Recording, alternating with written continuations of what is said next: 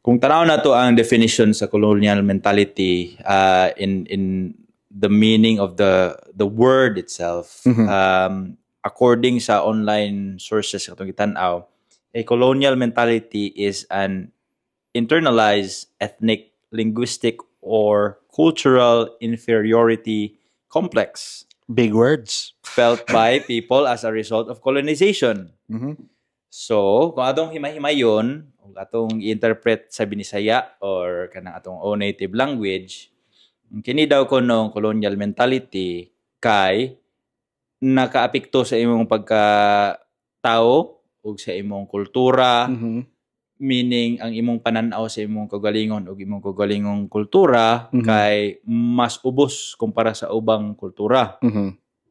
Ano man, kay resulta daw kuno na sa ato ang pagka-alipin kaniadto sa atong